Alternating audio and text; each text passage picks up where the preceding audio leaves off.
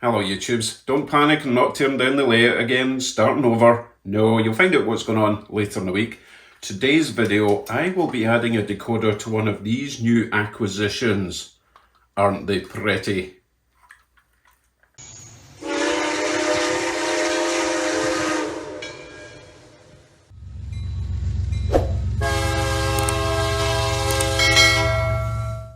Do you remember a couple of weeks ago when I said, that's it, no more train shows, I've got enough locos, I need to work in the layout? Well, that was a lie.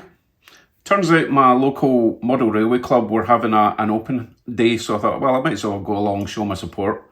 Turns out they were having an actual train show with stuff to buy. Who'd have thunk it? Let me show you what I got. First up, we have this Delaware Hudson. This is an Atlas yellow box, SD24, I believe, because it's the same as the Santa Fe that I got a while ago.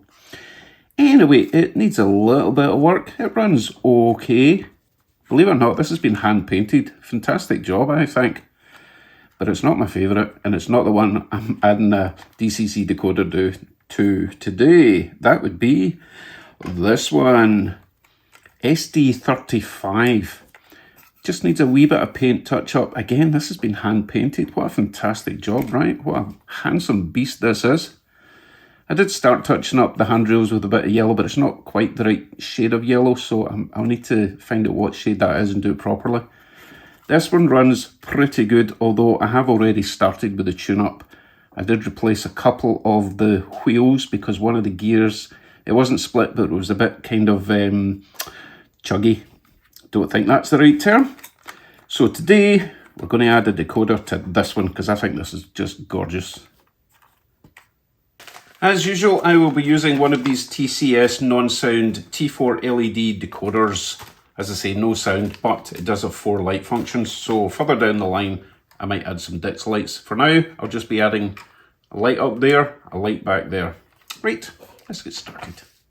Now, this should be relatively straightforward because all the wires are already up the top in these Atlas yellow box. Let's get the shell off and just make sure. The other good thing about these is the couplers are attached to the shell, so we don't have any issues with this. I think the first thing I'll do, get it out of the way, is decide on the lighting. What is this? I have a random bit of plastic. That looks the same colour as that. It's kind of bizarre. And someone's put a little weight here as well. Dangerously close to those electrical connections. Not to worry, I'll be removing them, probably remove that. I'm not sure why you would have a weight there. It's plenty heavy. It's got a metal frame to, what are those things called? Flywheels. Anyway, back to what I was saying. Lighting, what we do. So we want a light up here. I'm not sure if I've got room there for one of my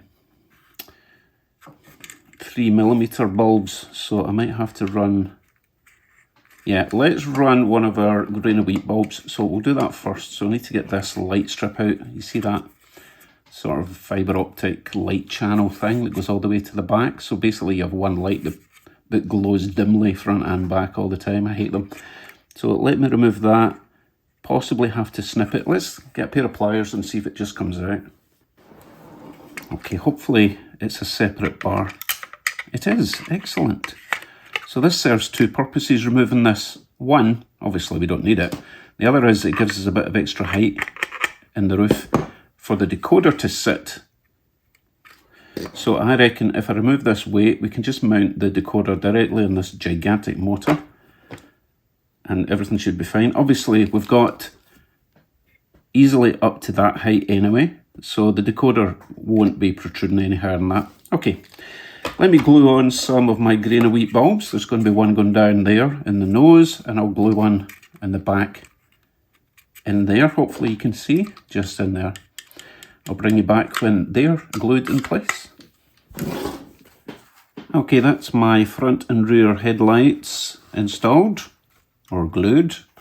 I'm still amazed that for the size of these tiny little bulbs, they give off so much light. Let me zoom in and you can just see how minute they are.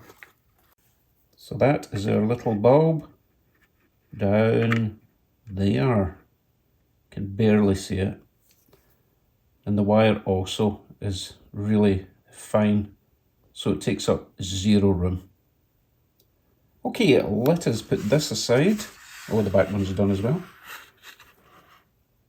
So put this aside and we'll get on with the good stuff, the decoder. Let us begin by removing this bulb. Look at that, they give us lots of extra wire. So we won't be using that bulb because we've just made, you know, LED bulbs fit. So all we have to do then, desolder these. Now I could just immediately slap on the soldering iron. However, I'm using a little bit of resin just to get it started because there's just too much plastic nearby and I don't want to wreck it. So let's hopefully not put too much heat into this system.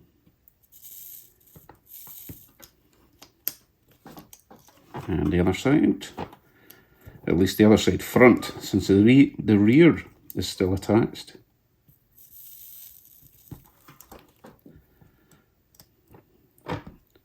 And the final one. Okay, we are desoldered. So the way this works, we're going to connect front left to rear left. Let's see, if we're really smart, we won't need to add any extra wire. So let's just snip that there. Don't need any of that nonsense. I'm going to snip it beyond the solder part. I'm going to use a fresh bit of wire to solder it together. Goodness, we've got lots of extra wire here. Let's see now. I'm going to snip even more back because we've got all this to play with. The good thing is it's got these sort of plastic mounts, so it's not going to foul any of the drive train, which is awesome. Another thing that makes these exceptionally or relatively easy. I'm going to snip that there. Got to make sure we leave enough room to join them together. Same with the other side. So what these wires are basically doing is picking up the power from the left and the right side of the rails, just in case you've never done this before.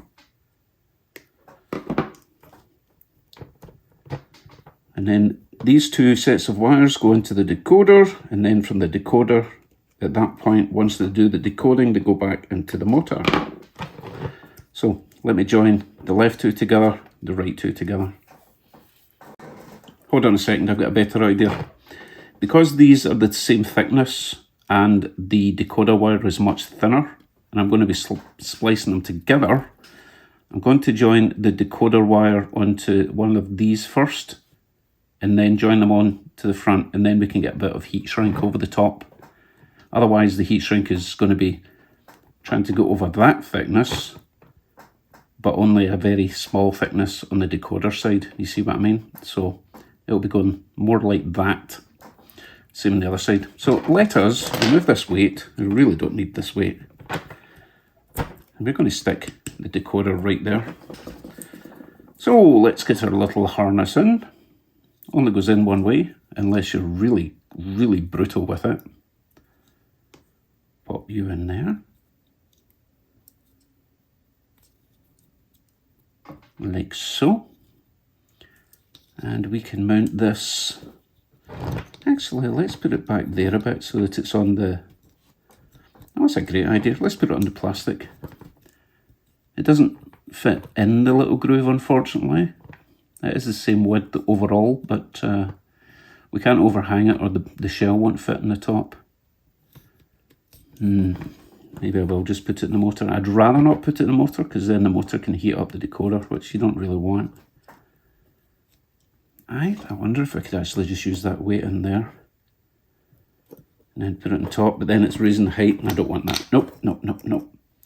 How about, I'm going to trim off this part of this little mount. I think that just unclips like so. See these little walls here? I'm just going to trim them down with a big scary knife, like this.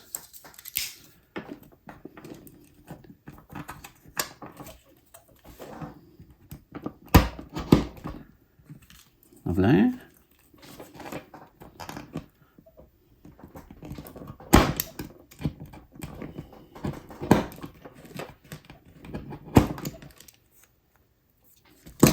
And now the decoder will sit flat. It will sit like that. Much happy with that idea. Okay, let's get this back in. If we remember how, I think it just clips back in.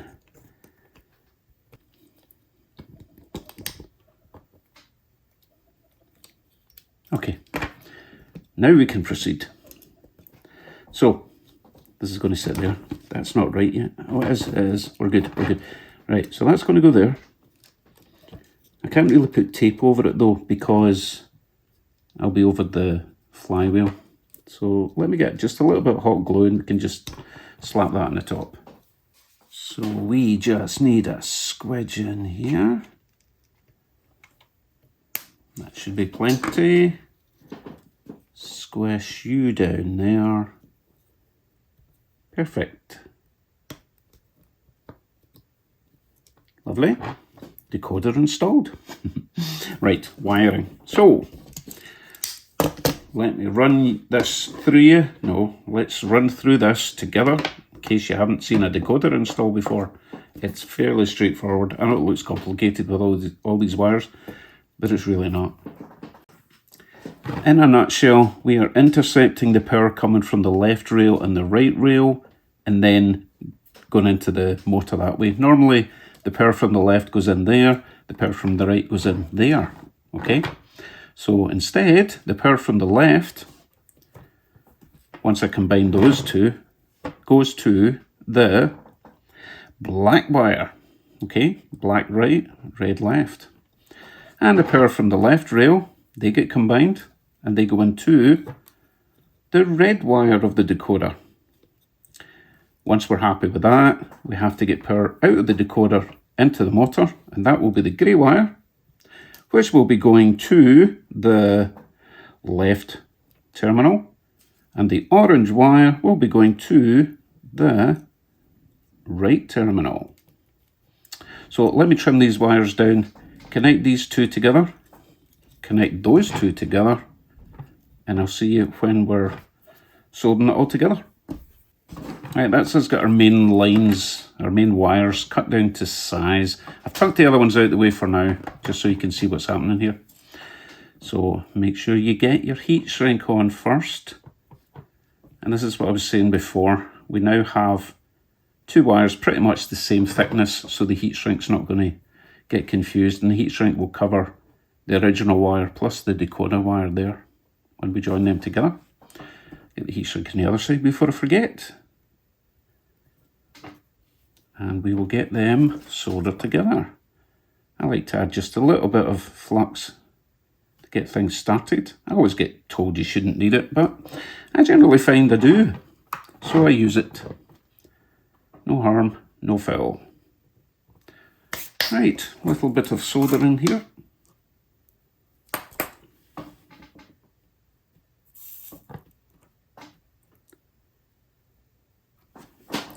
Slide our heat shrink over the top, hopefully, if it's not too fat now.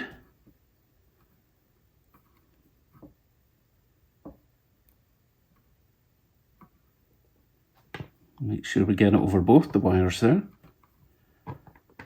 Keep them nice and safe. Shrinky might dink. They should be good.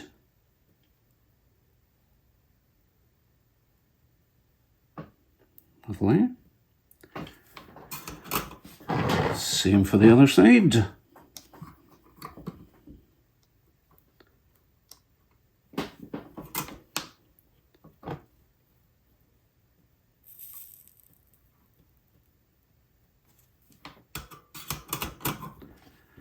Heat shrink over again.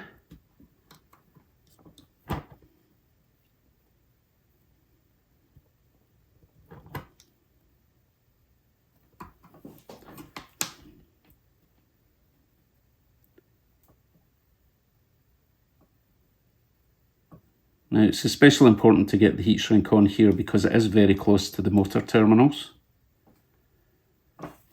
We don't want any sparks And we don't want our decoder getting fried. So that is the power from the left rail going into the decoder, power from the right rail going into the decoder. We can remove this bit of tape now, because the next thing we're going to do is wire up our grey wire to the left terminal and our orange wire to the right terminal. Let us find the grey wire. Don't worry, I'll explain what the other wires are for when we get to them. We're actually only going to be using another 3 wires after this, okay? So our grey wire, strip that back a little bit, or a lot apparently. A little bit of flux, get things going. Suppose we should maybe put some solder on this, that might help.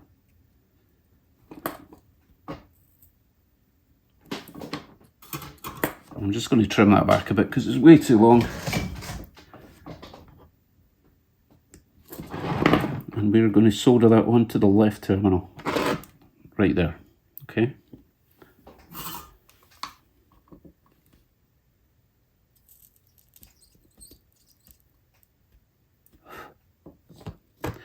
Or not. This is why I like to use the flux. Honestly, I don't know what it is. Maybe I'm just using crap solder. But I just feel a little bit of flux goes a long way.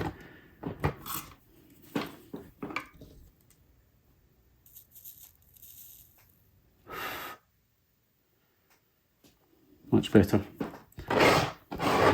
Same with the other side, but this time it's the orange wire.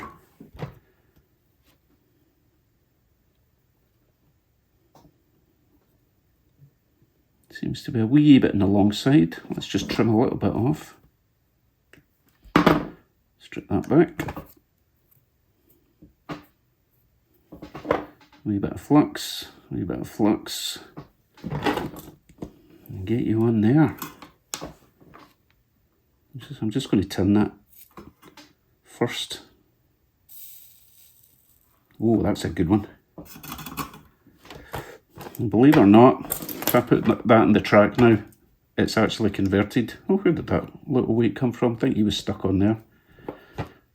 Don't think we need that. That's 2 extra weights we don't need. Hey, if we need them, we can. There's plenty of places we can put the weights back on. So, as I was saying, that is actually good to go apart from the lights, believe it or not. Obviously, you need to tidy up all these wires. So, I will take that quickly over to the track, make sure it works, and then we'll finish off with getting the lights wired up. As I say, there's only 3 wires left to do. So far, so good. Let us tidy up some wires for now. Just to keep everything spick and span. Get these black wires nice and tidy. Lovely.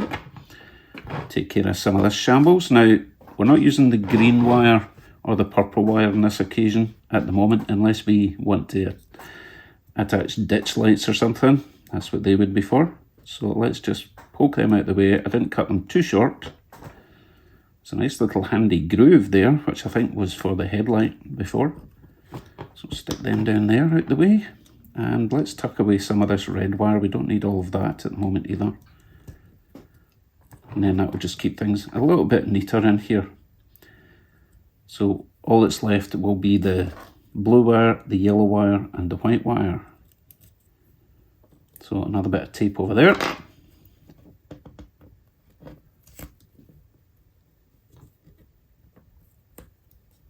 Keep everything nice and neat and tight.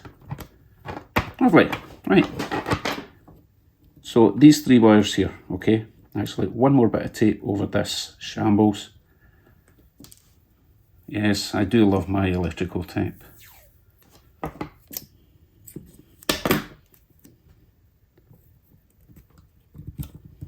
Lovely. Okay, just keeps it a wee bit neater. So, let me explain how the wires work for the lights. Yellow wire is the rear light negative. White wire is the front light negative. So the blue in the decoder tends to be the common positive, and it powers, or it feeds the positive for all the LEDs, which is really bizarre, but that's the way it works, and it seems to take a negative trigger for the other lights. So those two are going that way. This one is going to both the front positive and the rear positive, which is always fun. But thankfully, because everything's covering the top of the gubbins here, we shouldn't really have any wires failing. And I have tried to keep this as neat as possible, also with the shell. So let me go and grab the shell and we'll get this finished up. 4 more solders to do. 3 wires, 4 solders.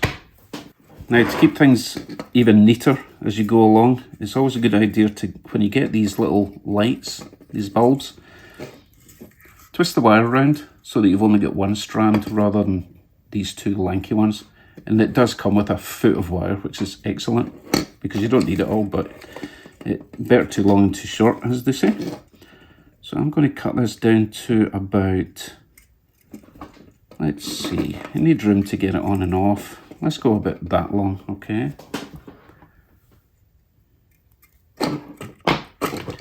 And we'll do the same with this one, down to about this long. And we're going to join together the 2 positives, which is the red wire. Now I know that's confusing because I've got a red wire and a blue wire here. However, the blue wire on these LEDs, these particular LEDs that is the negative. Red is the positive. But the common positive on the decoder is blue. So don't let that confuse you, okay? That would never happen to me. I never get confused about that. Yes, I did get a wee bit confused when I first started doing this. Anyway, it's kind of fiddly because these wires are so tiny. But I'm going to join the 2 blues together and solder them up. Oh, normally I can get these with my nails, but apparently not today. Just got to be so careful because they're so fine. You end up just scraping away the insulation or just cutting it off completely. So I need to be more careful than that. Back to the nail technique, I think. There we go. Sometimes it works, sometimes it doesn't. But it's actually the reds I wanted to join together. See, I got confused already. That's 1 red. I'll do the reds first. I'm confused enough. Right, let's get the reds.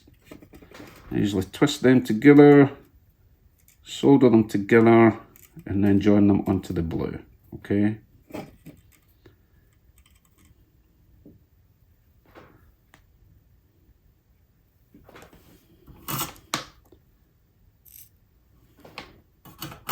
Right, that's my 2 positives together. They're going to go onto this blue. As before, we're going to get a little bit of solder and then we're going to get a bit of heat shrink over that.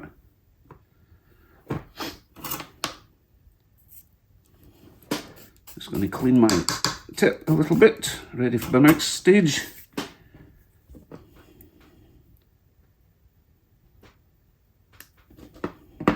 Let's get a little bit of heat shrink over there. Trim that down just a little bit. Same with the red.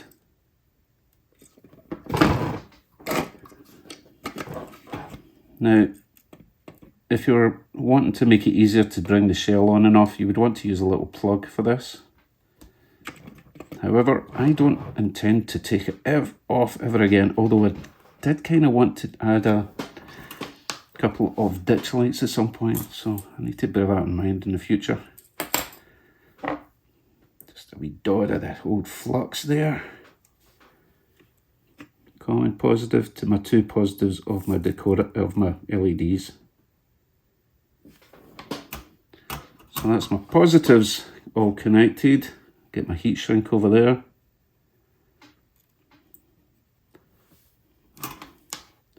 Try not to burn your fingies.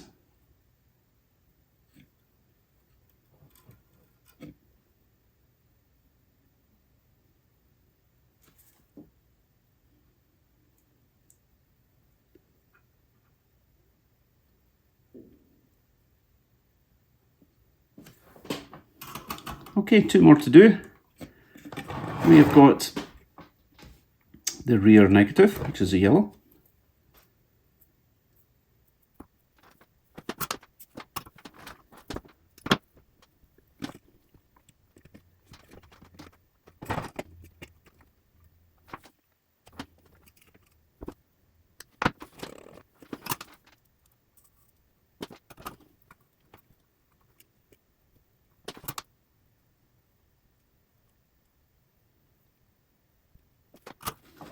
And finally, the front negative.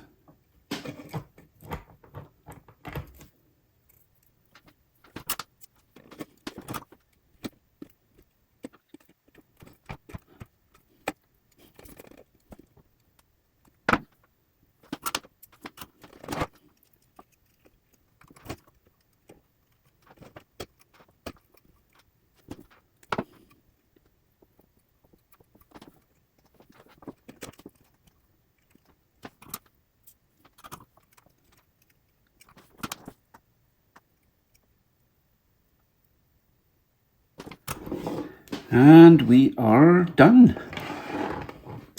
So now we just put the shell back on, make sure we get all our wires tucked under. Hope we've got enough room in the ceiling. I'm sure we do.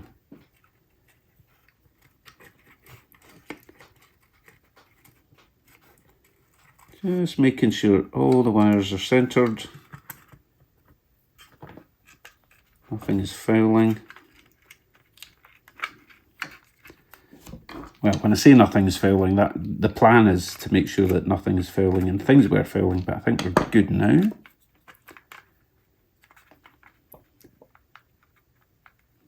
Just making sure. Oh, there's another one there. Once they get up there, they'll be fine, because it is so close to the sides that there's no way that the wires can get back down the sides once this is closed. So that's good there. That's good there. Everything's looking good. And we're done. At least I hope we're done. Let's get to the track and find out. Now, the downside to these old Atlas yellow box locos, I think they might have 3-pole motors. Anytime I've added a decoder, they get a little bit lumpy at the start and they don't crawl great, but I just like the look of this one. So first of all, let's make sure the lights work. Yes, they do. Right, I'll give it speed step 1. Let's see if it's lumpy. Yes, a little bit lumpy to get going. But once it's going, it's nice enough. Relatively quiet. But I don't think I can go any slower than that, to be honest. Maybe it just needs run in since I lubed it all up. Anyway, let's take it a wee spin around the track.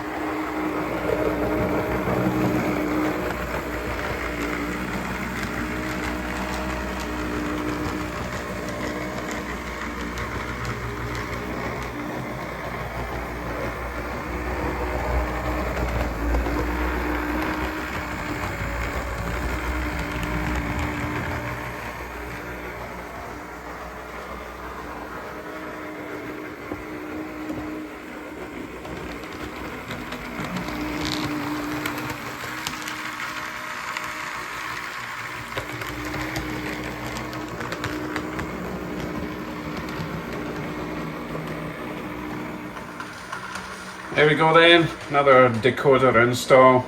I think it looks great. It's just a shame it's not a more modern locomotive with a more modern motor. Maybe I could change the motor further down the line. It works fine once I hook up some freight or some passenger coaches. Not actually sure what that's supposed to haul, to be honest. I've never really seen one other than the odd person's YouTube. video. So I did buy a couple of other items at the trade show, so I'll hook them up, go for the victory lap at the end, get back to the layout. Doesn't it look garbage without trees and platforms and stations and buildings? Don't worry, I'm working on it. Right, thanks everyone, I'll see you very soon.